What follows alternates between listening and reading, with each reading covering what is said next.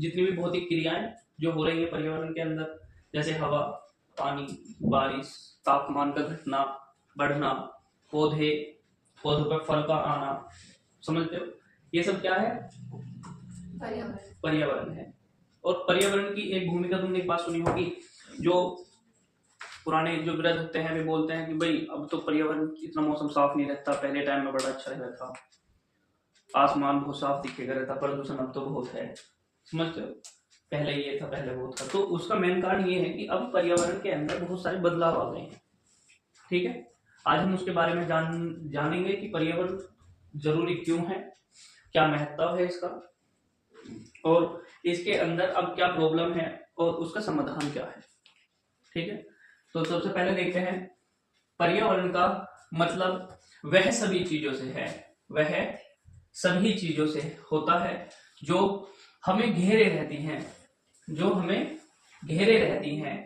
सभी जैविक व अजैविक घटक शामिल हैं। जैविक और अजैविक घटक क्या होता है? जैविक और अजैविक, ध्यान देंगे। जैविक घटक वे होते हैं जो क्या करते हैं, अपनी पीढ़ी को आगे बढ़ाते हैं, जिसमें वृद्धि होती है निरंतर पर्यावरण के द्वारा, जो जनन करते हैं, उसे हम जैविक घटक कहते हैं, समझते हो। अजैविक घटक ये वे होते हैं जो खुद से वृद्धि नहीं कर पाते प्राकृतिक तौर पर, जो जनन ना कर सकते हो, जो अपनी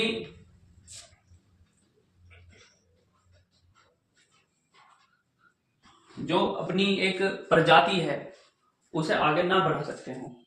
ठीक है, अब बात आती है जैविक व अजैविक घटकों के पारस्परिक मेल से परितंत्र बनता है। यानी कि जब जैविक और अजैविक दोनों घटक एक साथ मिलकर कार्य करते हैं तब क्या बनता है हमारा? हाँ, परितंत्र बनता है। और देखिए बच्चों, सबसे इंपॉर्टेंट ये परितंत्र ही तो है। क्या है? परितंत्र है ये। पारितंत्र सुनेंगे, एक पारितंत्र में जीव भोजन के लिए एक दूसरे पर निर्भर होते हैं, जिससे आहार श्रृंखला व आहार जाल बनता है। यानी कि समाज में जितने भी व्यक्ति हैं, यानी कि एक ग्रुप है, तो ये जैविक घटक होंगे, ये वृद्धि कर रहे हैं, कोई मकान बना रहा है, किसी की हाइट बढ़ रही है, कोई छोटा सा बच्चा है फिर वो बड़ा भी हो रहा है, समझ रहे नहीं? तो सब जैविक घटक ना होंगे। तो ये जो जैविक घटक हैं ये कार्य क्या कर रहे हैं? देखिए, ये पारितंत्र में रहकर भोजन के लिए एक दूसरे पर निर्भर हैं। आप मुझे एक बात बताओ, दुनिया का हर व्यक्ति मेहनत कर रहा है, सुबह से निकल गया और शाम तक, उसका मेन मकसद क्या है उसकी मेहनत का? अब पता है, वो केवल भोजन के लिए तो निर्भर है एक दूसरे पर, समझते हो? भोजन के लिए। अच्छा भैया, भोजन तो आदमी थोड़ा सा भी खा के रह सकता है, पर पैसा जो कमा रहे हैं, मेहनत कर रहे हैं, पैसा बहुत सारा इकट्ठा कर रहे हैं, उसका मेन कारण क्या है ना? देखिए, आदमी जब तक खाना नहीं खाता तो उसको भूख रहती है, संतुष्ट नहीं होता वो, समझ रहे हो? और जब वो खाना खा ले तो संतुष्ट हो जाता है, यानी कि उसकी भूख मर गई। ऐसे ही क्या है ना, हर व्यक्ति जब इस धरती पर आ जाता है तो दुखी होता है बहुत, समझते हो? और उसे केवल दुख का, अपने दुखों का समाधान खोजने के लिए ही वो दिन रात मेहनत कर रहा है, पैसे कमा रहा है और इस पारितंत्र को नुकसान पहुंचा रहा है, समझ रहे हो? केवल अपना दुख दूर करने के लिए, और इसके अलावा कुछ भी नहीं, समझते हो? हाँ जी, हर व्यक्ति दुखी है और अपने दुखों को खत्म करने के लिए वो मेहनत कर रहा है, पैसे कमा रहा है, धन कमा रहा है, ये सब कुछ हो रहा है दुखों की वजह से, क्योंकि वो दुखी है, समझते हो? हमें जो भगवान ने बनाया था वो केवल इस पर्यावरण के अंदर पारितंत्र में रहने के लिए बनाया था, अपने एक दूसरे पर निर्भर रहने के। भोजन जो है पारितंत्र में जो हमारी आहार श्रृंखला है, केवल उसके ऊपर निर्भर एक दूसरे पर साथ जोड़ के बनाया था। पर अब क्या है ना, सब अपने अपने मकसद से लगे हुए हैं। चलिए ध्यान देंगे मेरी बात पे। आगे है मनुष्य की गतिविधियों के कारण हमारे, देखिए ये रही मनुष्य की गतिविधियों के कारण हमारे पर्यावरण में गिरावट आ रही है। वह सामान्य समस्याएं उत्पन्न हो रही हैं। देखिए जो ये कह रहा है कि जो गतिविधि है वो हमारे पर्यावरण में गिरावट का कारण आ रहा है। गिरावट क्या होती है? देखिए एक तो होता है कि बढ़ोतरी हो रही हो। क्या हो रही हो? बढ़ोतरी हो रही हो। अब बढ़ोतरी होगी पर्यावरण के अंदर, तो इसका मतलब यह है कि पर्यावरण शुद्ध होगा, अधिक अच्छा होगा, अधिक बढ़ेगा कि पर्यावरण में बढ़ोतरी हो रही है। समझ लो। और पर्यावरण में गिरावट का मतलब है कि पर्यावरण जो मान लीजिए अच्छा था, अब वो दिन प्रतिदिन % दर % कम होता जा रहा है। समझ रहे हो? और ये सब हो क्यों रहा है? मनुष्य की गतिविधियों के कारण हो रहा है। इस धरती पर सभी जीव जंतुओं का अधिकार है, पर मानव ने इस पर अपना अधिकार जमा के रखा है पूरी दुनिया में। और मानव की वजह से ही सभी जीव परेशान हैं, और ये दुनिया भी परेशान है केवल मानव की वजह से, मनुष्य की। समझते हो? और हमारे पर्यावरण को भी जो नुकसान हो रहा है ये भी सब मनुष्य की वजह से हो रहा है। आगे देखेंगे, जैसे ओजोन परत का ह्रास व कचरे का निपटान। जो ओजोन परत है उसका ह्रास तो हो ही रहा है प्रदूषण की वजह से, ठीक है। और एक चीज और है कि जो कचरा है, हम कचरा करते हैं दिन रात, पहले भी थी वो, चलो ठीक है। जो कचरा होता है उसका निपटान के लिए देखिए बड़े बड़े जो शहर हैं, दिल्ली है, बंबई है, और बहुत बड़े बड़े हमारे मेरठ के अंदर भी इतने बड़े बड़े पहाड़ बने हुए हैं कचरे के, बहुत ऊंचे ऊंचे पहाड़ हैं। आप सोच के देखिए वो कितना बड़ा कचरा है, वो कचरों के ढेर, पहाड़ बने हुए हैं कचरों के, ठीक है। तो क्या है? वो नुकसान ही तो है, वो बीमारी तो है, वो पर्यावरण का ह्रास ही तो है। समझते हो? ठीक है। अब है पारितंत्र क्या है? पारितंत्र क्या है उसके बारे में जानते हैं। अब तक हमने पर्यावरण के बारे में जाना। पर्यावरण क्या है, पर्यावरण जरूरी क्यों है, मनुष्य की भूमिका क्या है पर्यावरण के अंदर, हम पर्यावरण को लाभ दे रहे हैं या नुकसान कर रहे हैं, ठीक है। अब हम पढ़ते हैं, हमने फिर उसमें भी हमने भी पढ़ा कि उसमें एक पारितंत्र बनता है। और पारितंत्र क्या होता है? जहां पर जैविक और अजैविक घटक एक साथ मिलकर कार्य करते हैं, वो पारितंत्र कहलाता है। अब ध्यान देंगे कि पारितंत्र है क्या। पारितंत्र के बारे में ये कह रहा है, एक क्षेत्र के सभी जीव व अजैविक घटक मिलकर एक पारितंत्र का निर्माण करते हैं। इसलिए एक पारितंत्र यानी कि जैविक व अजैविक घटक जैसे तापमान, वर्षा, वायु, मृदा आदि से मिलकर बनता है। जैविक घटक एवं अजैविक घटक। अजैविक घटक क्या है? तापमान, वर्षा, वायु, मृदा। आप एक बार बताइए, क्या तापमान अपने आप खुद से बढ़ा सकता है? नहीं। वर्षा अपने आप को खुद से बढ़ा सकती है? नहीं बढ़ा सकती। मृदा अपने आप में वृद्धि कर सकती है अपनी? नहीं कर सकती। जल भी नहीं कर सकता। सब किस पर निर्भर है? प्रकृति पर। दूसरी बात क्या है? ये जनन नहीं कर सकते। समझते हो? चलिए अब है पारितंत्र के प्रकार। क्या कितने प्रकार के होते हैं? ये 2 प्रकार के हैं। कितने हैं? 2 प्रकार के। कौन कौन से हैं भैया? एक है प्राकृतिक और एक है मानव निर्मित। प्राकृतिक पारितंत्र, मैं तुम्हें एक बात और बता दूं, पर्यावरण के अंदर पारितंत्र की भूमिका ऐसी है कि जैसे कोई सफाई कर्मचारी नहीं होता, उस सफाई कर्मचारी की होती है। अगर आप एक बात सोचो, मान लीजिए तुम्हारे स्कूल है, कॉलेज है, उसके अंदर जितना कचरा हो रहा है डेली का, और वो ऐसे ही होता रहे, क्या पूरे फर्श पे एक परत ना जम जाएगी? इतना कचरा हो जाएगा। हाँ या ना? पर उसे क्या है ना, सफाई कर्मचारी उसे साफ करते हैं, जिससे वो ऐसे ही बना रहता है, ठीक है। तो हमारा जो पारितंत्र है यह भी पर्यावरण को जैसे का तैसा बनाने के लिए अपनी भूमिका निभाता है। समझ रहे हो? अब हम देखते हैं इसमें प्राकृतिक पारितंत्र कैसे होते हैं। देखिए, जो पारितंत्र जो प्रकृति से विद्यमान है, जैसे जंगल, सागर और झील। जंगल, सागर और झील, ये क्या होते हैं? जंगल, सागर और झील। जैसे आपने देखा होगा, वन है जो बड़े बड़े, क्या है? वन। जो बहुत बड़े बड़े वन है। सागर, समुद्र है, क्या है? समुद्र है।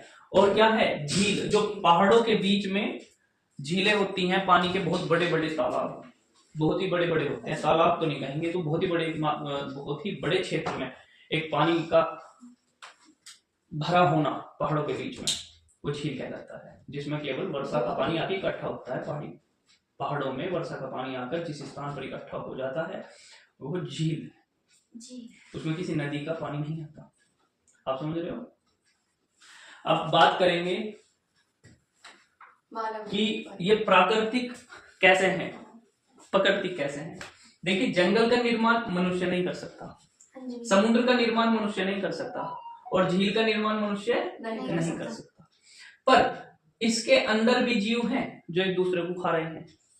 पारितंत्र क्या है? जो उसमें भोजन की श्रृंखला होती है, एक दूसरे को खाना, एक दूसरे पर निर्भर रहना, वो पारितंत्र है। जंगल में जीव हैं जो एक दूसरे को खाते हैं, नहीं है? जैसे हिरन जंगल की घास खा रहा है और हिरन को फिर शेर खा रहा है। समझ रहे हो?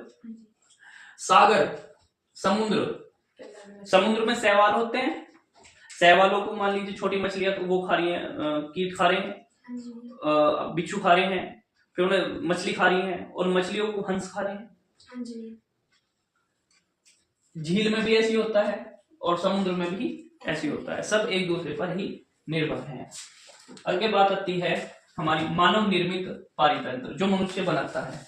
जैसे हम अपने आसपास देखते भी, अपने गांव में देखिए, जैसे कि मानव निर्मित उन्हें मानव निर्मित पारितंत्र कहते हैं। जैसे हमारा खेत है, जलाशय है, तालाब है गांव का, और बगीचा है, बाग है। आप समझ रहे हो मेरी बात? खेत में क्या होता है? आपने खेत में कैसे पारितंत्र देखा है? खेत का पारितंत्र जो हमारे आसपास है, एक बार कभी तुमने देखा है? जैसे हमारे खेतों में, मैं आपको बताऊं, हमारे खेतों में मान लीजिए कोई फसल उगी, ये ठीक है, तो मान लो ये कोई हमने फसल बोई और इसको आके कोई टिड्डे ने खा लिया, है ना? टिड्डे नहीं होते? होते हैं। हाँ, ये टिड्डे ने खा लिया मान लो इसको। अब इस टिड्डे को कौन खाएगा? यहाँ एक मेंढक बैठा है, ये रहा मेंढक, इसकी तलाश में। समझ रहे हो? अब इस मेंढक को कौन खाएगा? अब ये सांप पड़ा है, कोई है नहीं, मोटा ताजा एकदम, ये लो, ठीक है ना भाई? ये तो हमारे, ये तो हम जिसे देख सकते हैं, जिसे हम देख भी सकते हैं। इस सांप को कौन खाएगा? चील खा लेगी। ये रही चील, मोटी मोटी आंखों वाली। चलिए, बात खत्म। आप समझे? खेत की भूमिका पारितंत्र में क्या है? हमने देखा है कि जो कोई भी फसल उगाती है उसको कीट खाते हैं, कीट को मेंढक, मेंढक को सांप, और सांप को चील, और मोर भी खाते हैं। मोर भी सांप को खा लेते हैं। समझ रहे हो? चलिए, आगे है जलाशय। जलाशय यानी कि तालाब। तालाब के अंदर देखा है आपने? तालाब के अंदर मछलियां होती हैं, मछलियों को हंस शुभ्र होते हैं, और मछली क्या खा रही होंगी? छोटे छोटे कीट खा रही होंगी। कीट क्या खा रहे होंगे? शैवाल खा रहे होंगे, ठीक है। जलाशय, तालाब की बात कर रही है। हमारे गांव के तालाब में सांप नहीं है। चलिए, व्हेल रहती है, व्हेल, व्हेल मछली नहीं होती तालाब में? हाँ, इस वाले में मछली। चलिए, बगीचा। बगीचा क्या होता है? बाग, छोटे छोटे जो होते हैं। इसमें आपने देखा होगा, इसमें पेड़ होते हैं, पेड़ों के पत्ते होते हैं, पत्ते नीचे गिरते हैं, उन पर फफूंदी लग जाती है, वो उनको खा के नष्ट कर देती है। हम देखते हैं इसमें फल लगे, फल को हम खा लेते हैं, तोता खा लेता है और बहुत सारे कीट हैं। तो देखिए बगीचा भी अपनी भूमिका निभाता है कि मानव निर्मित है और इसके अंदर भी न जाने कितने सारे सांप, बिच्छू, कीट, मेंढक और जाने क्या क्या, समझ रहे हो। तो ये भी पारितंत्र में अपनी एक अलग ही भूमिका निभाता है। चलिए अब आगे देखते हैं हम। यह है पारितंत्र के घटक। इसके घटक दो प्रकार के हैं। नंबर 1 अजैविक घटक और जैविक घटक। अजैविक घटक देखेंगे सभी निर्जीव घटक जैसे हवा, पानी, भूमि, प्रकाश, तापमान आदि मिलकर अजैविक घटक बनाते हैं। क्या बनाते हैं? अजैविक घटक बनाते हैं। कौन? सभी निर्जीव घटक, समझ रहे हो। जैविक घटक क्या होते हैं भैया? सभी सजीव घटक जैसे जानवर, सूक्ष्म जीव, फफूंदी आदि मिलकर जैविक घटक बनाते हैं। जैविक घटक बनाते हैं कौन? जानवर, सूक्ष्म जीव जिसे हम देख ना सकते हो नग्न आंखों से, जैसे बैक्टीरिया, समझते हो, जो सूक्ष्म होती हैं। ठीक है। फफूंदी, आपने फफूंदी देखी हो कभी कभी? कब देखी? बताओ, फफूंदी जानते हो? नहीं जानते फफूंदी का लगना? जैसे खाना रखा, हाँ खाना रखा रह गया मान लो 2 दिन किसी कटोरी में, कटोरी को साफ करनी भूल गई, बैठ के नीचे चली गई और उसमें फिर फफूंदी लग जाती है, वो फफूंदी होती है। आदि मिलकर जैविक घटक बनाते हैं। अच्छा अब देखेंगे हम नोट। आहार के आधार पर जैविक घटकों को निम्न में बांटा गया है।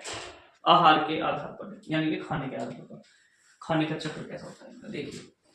उत्पादक क्या है? हरे पौधे, नील हरित शैवाल, अपना भोजन, शर्करा व स्टार्च, अकार्बनिक पदार्थों जैसे सूर्य की रोशनी का प्रयोग करके बनाते हैं फोटोसिंथेसिस। प्रकाश संश्लेषण अभिक्रिया के द्वारा जो भी कोई जीव प्रकाश संश्लेषण के द्वारा अपना भोजन बनाता है वो हमारा उत्पादक में आएगा।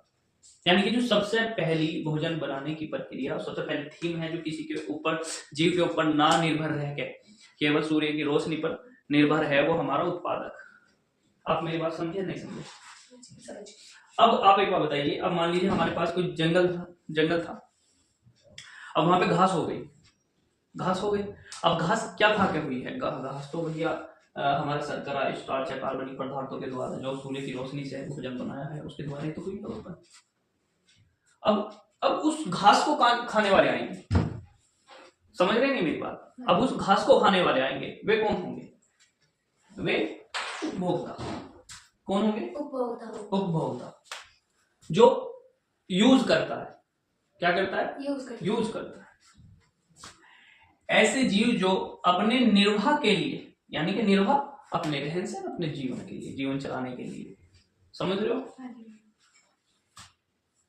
परोक्ष या अप्रोक्ष रूप से उत्पादकों पर निर्भर करते हैं।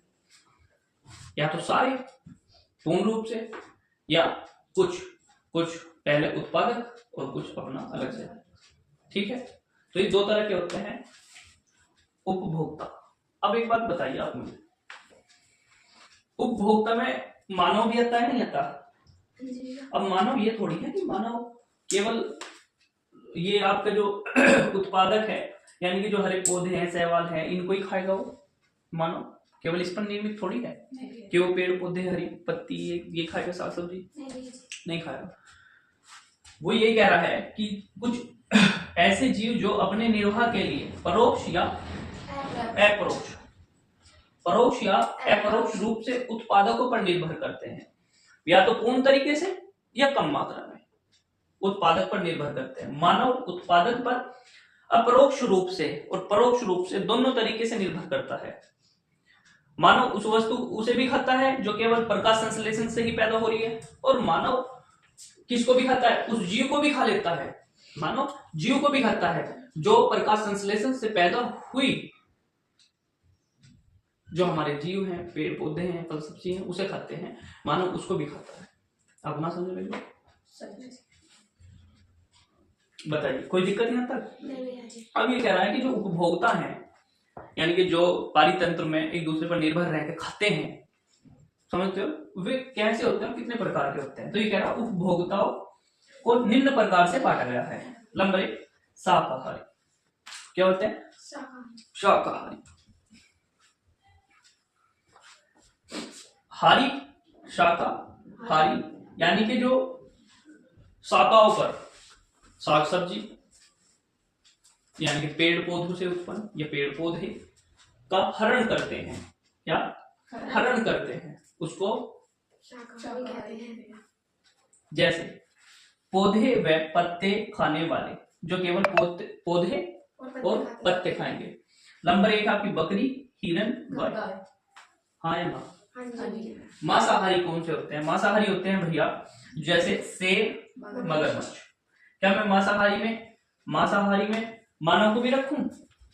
नहीं, क्योंकि सबकी अपनी अपनी भूमिका है। शेर मांस ही खाएगा, घास नहीं खाएगा। मगरमच्छ शिकार ही करेगा, अमरूद नहीं खाएगा। समझ रहे हो मेरी बात या नहीं? हाँ, बकरी घास खाएगी। क्या खाएगी? घास। और शेर का शिकार छोड़ दिया। बकरी ने शेर का शिकार करना छोड़ दिया। नहीं तो पहले बकरी शेर को खाती थी। इन्होंने शर्त लगाई एक बार कि एक पेड़ पर चढ़ना है, जो पहले चढ़ गया वो उसका शिकार करेगा। अब बकरी भी चढ़ जाती थी, और भैया उस दिन बकरी ना चढ़ पाई, शेर पेड़ पे चढ़ गया और शर्त हार गई। तब से शेर बकरी का शिकार करता है। समझ रहे हो? नहीं तो बकरी शिकार करा करती। बकरी का मुंह देखा है? खतरनाक लगता है तो जीव। चलिए, मांसाहारी है। अब है सर्वहारी, पौधे व मांस दोनों खाने वाले, जैसे कौओं और मानव या मनुष्य। जो पौधे भी खाता हो और मांस भी खाता हो, वो सर्वहारी यानी कि सबका हरण करने वाले। कौन है यहाँ पर सर्वहारी? तुम सर्वहारी हो? चलिए कोई बात नहीं। अच्छा, ऐसी कुछ भी नहीं है। देखिए, जो मांस का हरण ना करता हो, ये तो गलत फहमी है। अभी क्या है कि जैसे तुमने गेहूं पिसवाए, तो उसमें वे नहीं होते, क्या बोलते हैं उसको, गेहूं के अंदर होते हैं वैसे। हाँ, सुरसुरैली क्या होती है वो। अब एक बात बताओ, मान लो इतने दानों के अंदर एक आध तो रह जाएगी। अब आपने पिसवा ली और खा ली, कैसे ना हुआ मांसाहारी? चलो ठीक है, आपने गोभी बनाई, बहुत देखभाल करके, बहुत काट काट के, बहुत देख ली, पर फिर भी कोई ना कोई उसके अंदर रह गई, वो आपने बनाई, काटी, खाई। अब मांसाहारी ना हो गई? मानव की एक ऐसी, मानव कभी नहीं रह सकता शाकाहारी। मैं बता रहा हूं ना, अब हम अपने आप से ही तो ना खा पाए, पर कहीं ना कहीं तो कुछ ना कुछ खाए। आप क्या हो, शाकाहारी हो, सर्वाहारी हो? मैं मांसाहारी हूँ। मैं चलिए, अब ध्यान देंगे। परजीवी दूसरे जीवों के शरीर में रहने वाले, भोजन लेने वाले परजीवी कहते हैं, जैसे जूं, आरजू।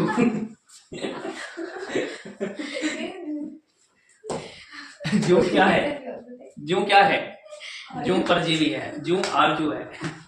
ये परजीवी होते हैं, दूसरे के शरीर में भी उसके में ही रहेंगे और खून भी उसका ही पियेंगे, है ना। पर उसे एक चीज देंगे, वो खुजाने का मजा है नहीं। जो खुजाने का मजा है केवल वही अनुभव कर सकता है जिसके सिर में जूं हो। चलिए कोई बात नहीं, बताओ समझ में आया? ठीक है, हमने इसमें कई चीजें सीखी, जैसे कि हमारा पर्यावरण क्या है, दूसरा पर्यावरण के घटक, एक जो हमारा पारितंत्र क्या बनता है, कैसे काम करता है। पारितंत्र दो घटकों से मिलकर बनता है, जैविक और अजैविक। जैविक वे होते हैं जो अपनी पीढ़ी को बढ़ाते हो, वृद्धि करते हो और जनन करते हैं, वे सब जैविक होते हैं, यानी कि अपनी संख्या बढ़ाते हैं जो। अब एक बात बताओ, हमारे गांव के अंदर मनुष्य है ना, और मनुष्य अपनी संख्या बढ़ा रहे हैं। किसी का लड़का हो रहा है, फिर उसके बच्चा हो रहा है, फिर उसके हो रहा है, फिर उसके हो रहा है, फिर उसके हो रहा है, फिर उसके। समझते हो? क्या पेड़ भी कर रहे हैं? हाँ, क्यों नहीं करते? पेड़ करते हैं। अभी कहीं पे पेड़ खड़ा हो, मान लो नीम का पेड़ है, और नीम का पेड़ देखा ना गर्मियों में, जब बरसात के महीनों में अब निमोनिया गिरती है उसकी नीम की, तो कितने पेड़ जमते हैं उसके। क्या वो अपनी वृद्धि नहीं कर रहा? वो अपनी कर रहा है ना। पेड़ भी करते हैं। करता कौन नहीं है भैया? हवा नहीं करती, मिट्टी नहीं करती। आपने देखा है कहीं पे मिट्टी डाल दो और उसे न जाने कितने साल तक ऐसी ही पड़ी रहने तो बढ़ेगी थोड़ी। समझते हो? जल करेगा वृद्धि अपने आप में? नहीं करेगा, वो प्रकृति पर निर्भर होता है। मैं तुम्हें एक चीज और बताऊं, प्रकृति में हम बात कर रहे थे, जैसे सफाई कर्मचारी का भी काम करती है ये, मैं बता दूं। मान लीजिए जैसे अब ये जीव हैं, जैसे गाय बिजार फिर रहे हैं, या कोई हाथी है, या जंगल में कोई छोटा मोटा जानवर है, जैसे भेड़िया, गिदड़िया तो क्या है, जब ये मर जाते हैं तो क्या गांव के सभी लोग इकट्ठे होकर जाते हैं और कि भाई फलाने के खेत में गिदड़िया मर गई, उसे दफनाने जा रहे हैं, गड्ढा वड्ढा खोदते हैं, उसे दबाते हैं, ऊपर से नमक वमक मिट्टी उट्टी डाल जाते हैं, ऐसा करते हैं। हाँ जी। हमारा तो कोई नहीं करता, थारा करते हैं भाई। गिदड़िया को कौन दाबने जा रहा है?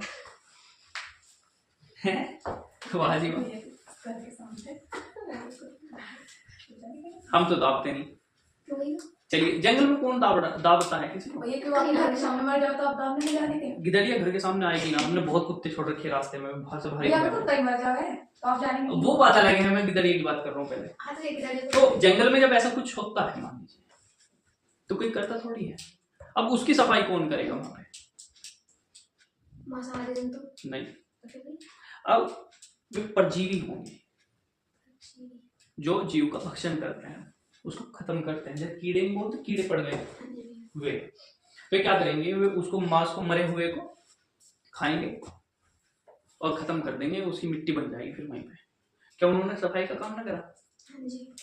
करते हैं ना, करते हैं। तो पृथ्वी जो है एक अपने आप में बहुत बड़ा पर्यावरण है पृथ्वी की, और पर्यावरण को सुचारू रूप से चलाने के लिए घटक कार्य करते हैं। समझ रहे हो? अब एक चीज और है, आप ये भी देखिए, जो अब ये नहीं है कि जो अब घटक हैं, और जो घटक हैं, घटक तो केवल भक्षण कर रहे हैं, भक्षण ही तो कर रहे हैं घटक। आप एक बात देखिए, जो जैविक हैं और जो अजैविक हैं, जैविक जो है ये भक्षण कर रहे हैं, जानवर है, सूक्ष्म जीव है, फफूंदी है, ये सब मिलकर जैविक घटक कहलाते हैं, पर ये भक्षण कर रहे हैं, ये खा रहे हैं। कोई पौधे को खा रहा है, कोई किसी जानवर को खा रहा है, कोई किसी को, समझ रहे हो ना? पृथ्वी को नुकसान कर रहे हैं। पर जो अजैविक घटक हैं, जैसे हवा है, पानी है, भूमि है, प्रकाश है, इनकी भूमिका ये है, अगर ये ना हो तो हमारे जैविक घटक जिंदा नहीं रह सकते। बारिश ना हो तो पौधे कहां से उत्पन्न होंगे, प्रकाश ना हो तो पौधे कहां से आएंगे, और जो पौधे ना आएंगे तो उन्हें खाने वाले कैसे जिएंगे, और जो पौधों को खा के जीवित हैं तो वे कैसे जिएंगे जो उन कीटों को खा रहे हैं। समझते हो? मेरी बात नहीं समझते? तो दोनों की भूमिका बहुत अधिक है, जैविक भी और अजैविक भी। किसमें? प्रकृति के पर्यावरण को चलाने के लिए। समझते हो? अगर किसी का निर्माण हो रहा है तो उसका विनाश भी निश्चित है। निर्माण विनाश का एक पहला पड़ाव है। निर्माण क्या है? विनाश का पहला पड़ाव। हम सोचते हैं ना, जैसे कोई व्यक्ति है और वो सोच रहा है कि तूने बहुत बड़ा भवन बना लिया, तूने बहुत बड़ा गाड़ी खरीद ली, तूने तो बहुत धन कमा लिया। अब वो क्या है? वो निर्माण कर रहा है। क्या कर रहा है? वो निर्माण कर रहा है। काहे का? बड़े मकान का, अपने वैभव का, अपने घमंड का, बड़ी गाड़ी का। समझते हो? पर वो उसका निर्माण नहीं है, वो उसका विनाश है, क्योंकि निर्माण ही विनाश का पहला कारण है। समझते हो? ऐसे ही हमारी प्रकृति है। प्रकृति में जिसका भी निर्माण हो रहा है उसका विनाश भी उसके साथ ही चलता रहता है। ठीक है? अब बताओ तुम।